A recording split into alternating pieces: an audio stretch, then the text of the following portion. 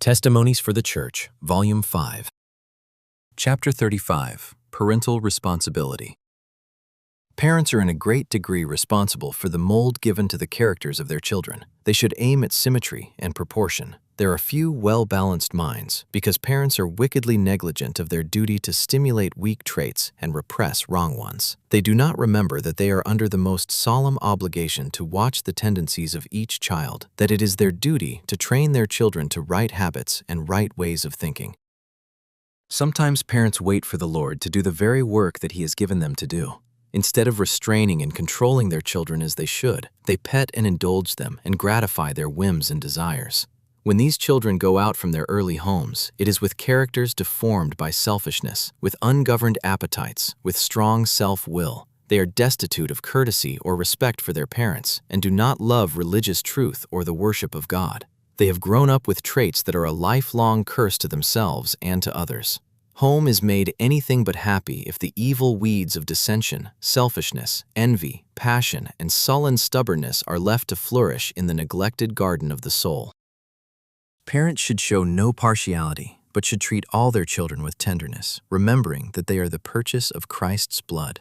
Children imitate their parents, hence great care should be taken to give them correct models. Parents who are kind and polite at home, while at the same time they are firm and decided, will see the same traits manifested in their children. If they are upright, honest, and honorable, their children will be quite likely to resemble them in these particulars. If they reverence and worship God, their children, trained in the same way, will not forget to serve Him also. It is often the case that parents are not careful to surround their children with right influences. In choosing a home, they think more of their worldly interests than of the moral and social atmosphere, and the children form associations that are unfavorable to the development of piety and the formation of right characters. Then, parents allow the world to engross their time, strength, and thought. And when the Sabbath comes, it finds them so utterly exhausted that they have naught to render to God on His holy day, no sweet piety to grace the home and make the Sabbath a delight to their children. They are seldom visited by a minister, for they have placed themselves out of reach of religious privileges. An apathy steals over the soul. The children are contaminated by evil communications, and the tenderness of soul that they once felt dies away and is forgotten. Parents who denounce the Canaanites for offering their children to Moloch, what are you doing? You are making a most costly offering to your mammon god. And then, when your children grow up unloved and unlovely in character, when they show decided impiety and a tendency to infidelity, you blame the faith you profess because it was unable to save them. You are reaping that which you have sown, the result of your selfish love of the world and neglect of the means of grace. You moved your families into places of temptation, and the ark of God, your glory and defense, you did not consider essential, and the Lord has not worked a miracle to deliver your children from temptation. You who profess to love God, take Jesus with you wherever you go, and like the patriarchs of old, erect an altar to the Lord wherever you pitch your tent. A reformation in this respect is needed, a reformation that shall be deep and broad. Parents need to reform. Ministers need to reform. They need God in their households. They need to build the waste places of Zion, to set up her gates and make strong her walls for a defense of the people.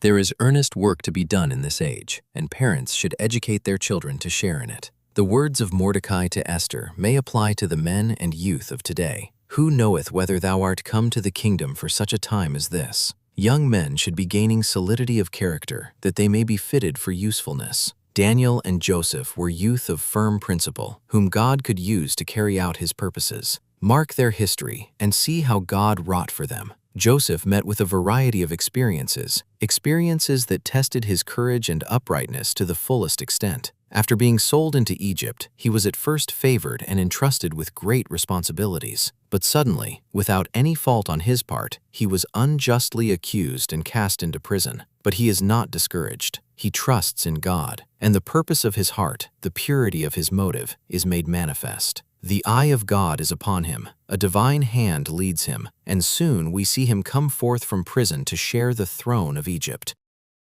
Joseph's checkered life was not an accident. It was ordered of providence. But how was he enabled to make such a record of firmness of character, uprightness, and wisdom?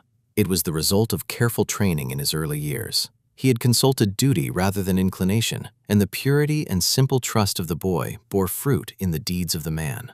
The most brilliant talents are of no value unless they are improved. Industrious habits and force of character must be gained by cultivation.